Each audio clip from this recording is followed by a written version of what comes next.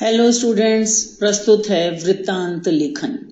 पहले हम समझेंगे वृत्तांत लेखन क्या होता है और फिर उसे कैसे लिखा जाए, किन किन बातों को हम ध्यान में रखें जिससे हमें वृत्तांत लेखन लिखने में कोई दिक्कत ना आए और हमें अच्छे अंक मिलें। और फिर हम उदाहरण स्वरूप भी कुछ वृत्तांत लेखन देखेंगे। तो आइए शुरू करते हैं। वृत्तांत लेखन। वृत्त का अर्थ है घटित या बीता हुआ, यानी जो कुछ बीत चुका है, हो चुका है, ऐसा उसे हम कहते हैं वृत्त। और वृत्तांत किसे कहते हैं?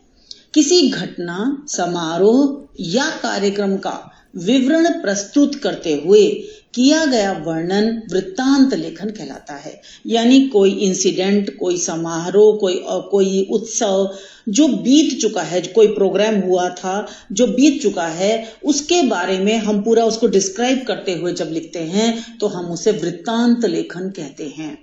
इस प्रकार कहा जा सकता है कि वृत्तांत लेखन एक कला है, ये लिखना भी एक आर्ट है।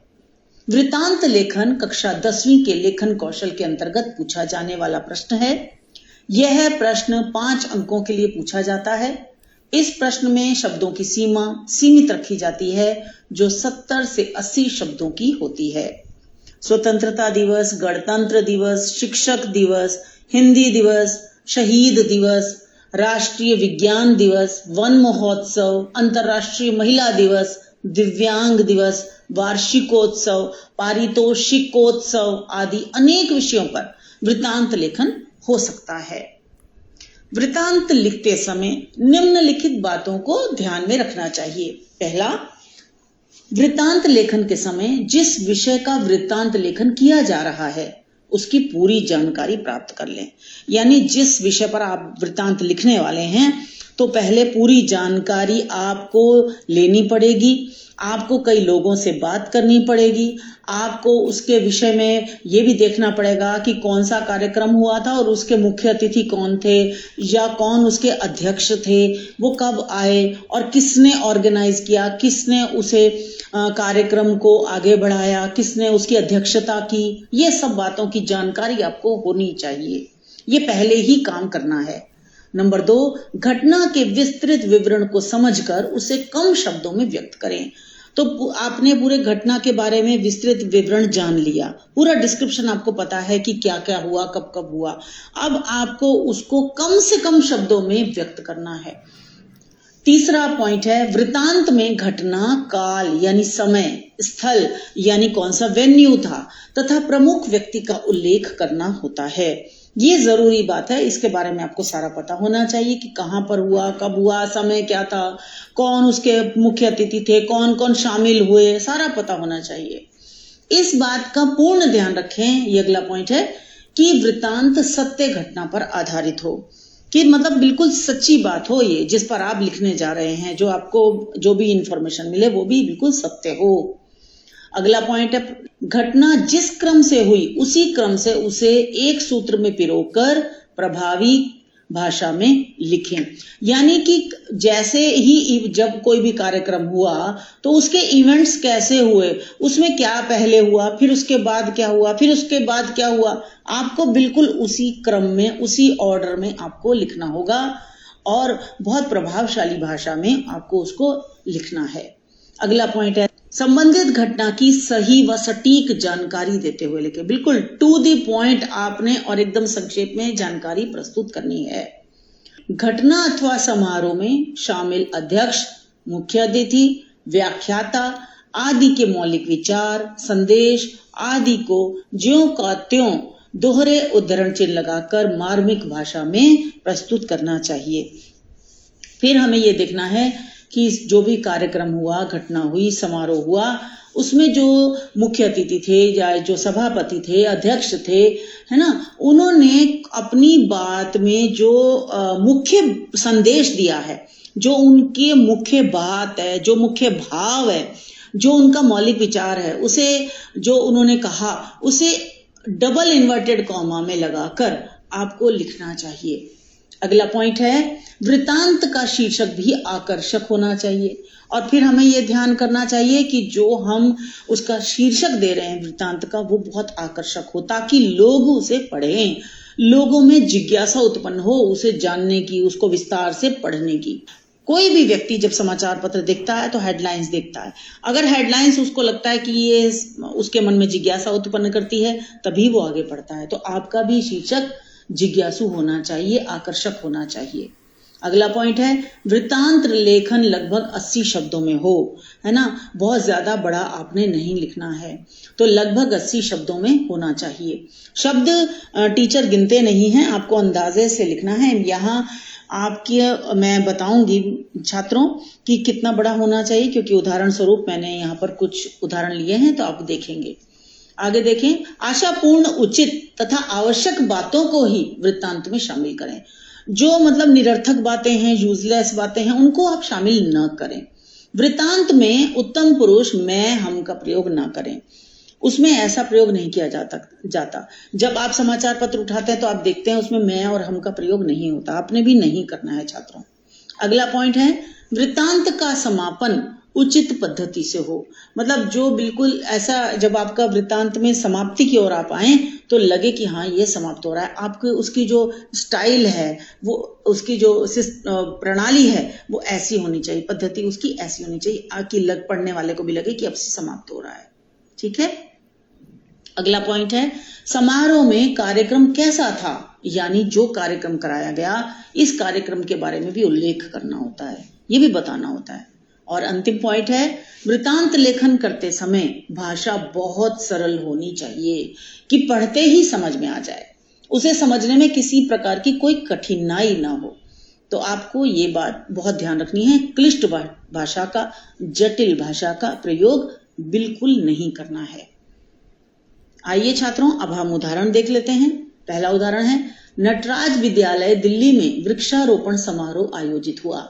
इस संदर्भ में सभा के आयोजन संबंधी वृत्तांत लेखन लिखिए। वृत्तांत में स्थल, काल, घटना का उल्लेख आवश्यक है। तो आप कैसे लिखेंगे? नटराज विद्यालय दिल्ली के प्रांगण में वृक्षारोपण समारोह संपन्न, ये आपने ऊपर शीर्षक दे देना है। फिर आप क्या लिखेंगे? दिनांक दिल्ली 21 जून 2024। फिर लिखेंगे अब विषय वस्तु, कंटेंट अब लिखेंगे। दिल्ली के नटराज विद्यालय के प्रांगण में दिनांक 20 जून 2024 को वृक्षारोपण समारोह का आयोजन किया गया। छात्रों, आप ये एक बात यहाँ पर नोटिस जरूर करें कि कार्यक्रम हुआ है 20 जून 2024 को, तो अगले दिन का हमने लिखना है रिपोर्ट, इसका वृत्तांत, तो हम लिख रहे हैं 21 जून को हम लिख रहे हैं, इसलिए 21 जून आएगा ऊपर। ठीक है, वो अगले दिन ही लिखना होता है। इस अवसर पर समारोह के अध्यक्ष स्थानीय पार्षद श्री राम कुमार वर्मा भी उपस्थित थे। विद्यालय के प्रधानाध्यापक श्री रामलाल मरोदिया ने अध्यक्ष महोदय का पुष्प गुच्छ देकर स्वागत किया और उनका परिचय दिया। देख रहे हैं आप कि यहाँ पर मुख्य अतिथि जो पधारे हैं, है ना, हमने उनका नाम दे दिया, उनकी पोस्ट भी बता दी है। फिर प्रधानाध्यापक का भी नाम आएगा क्योंकि वो भी महत्वपूर्ण व्यक्ति हैं विद्यालय के, कि किस तरह उन्होंने पुष्प गुच्छ भेंट किया, है ना। आते हैं तो बुके भेंट करते हैं ना मुख्य अतिथि को, इस तरह से लिखा। फिर आगे क्या लिखेंगे? अध्यक्ष महोदय ने वृक्षों की आवश्यकता तथा उपयोगिता पर प्रकाश डालते हुए कहा, वृक्ष धरती का आभूषण है। ये आपने एक लाइन में इसको बता दिया। ठीक है।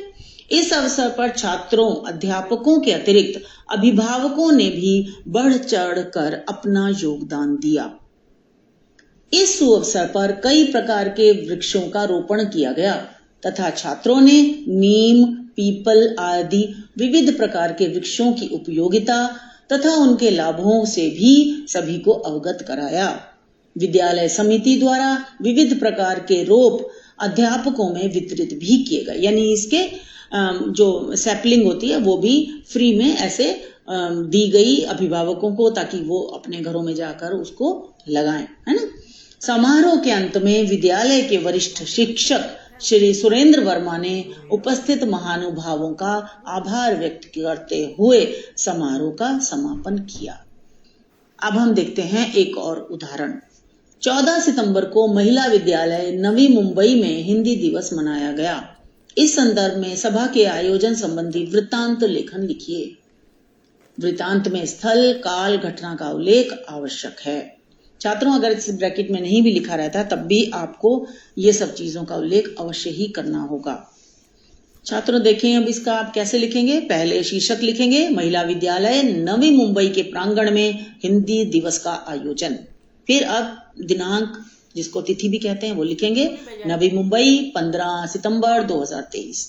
नवी मुंबई के, अब कंटेंट है, नवी मुंबई के महिला विद्यालय के प्रांगण में दिनांक 14 सितंबर 2023 को विद्यालय के सभागार में यानी विद्यालय के ऑडिटोरियम में प्रातः 10 बजे प्राचार्य महोदय श्री राम कुमार की अध्यक्षता में एक सभा आयोजित की गई।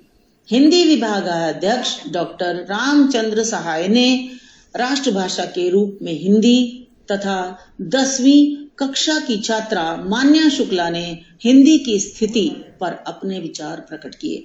यहाँ देख रहे हैं आप, हमने इन्वर्टेड कॉमा में दे दिया है जिस टॉपिक पर विभागाध्यक्ष ने विचार व्यक्त किए और जिस पर 12वीं कक्षा की छात्रा मान्या ने अपने विचार प्रकट किए, वो विषय था हिंदी की स्थिति, तो उसको हमने इन्वर्टेड कॉमा में लिख दिया है।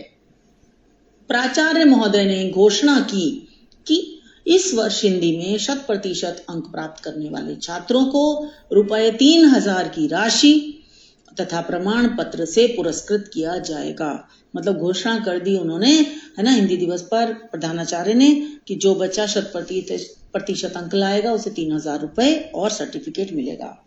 इस घोषणा से सभी छात्रों में हर्ष और उमंग की लहर दौड़ गई। अंत में अध्यक्ष महोदय ने सभी उपस्थित लोगों को धन्यवाद दिया और सभा विसर्जित हो गई। ठीक है छात्रों, इस तरह से आप लिख सकते हैं, आप किसी भी विषय पर लिख सकते हैं। छात्रों, इस वीडियो को लाइक करें, दोस्तों के साथ शेयर करें और सब्सक्राइब करना बिल्कुल ना भूलें। उसके लिए बेल आइकन को क्लिक अवश्य करें। आपकी कक्षा के अन्य पाठ देखने के लिए इस वीडियो के नीचे डिस्क्रिप्शन में जरूर देखिए। तो मिलते हैं अगली वीडियो में। धन्यवाद।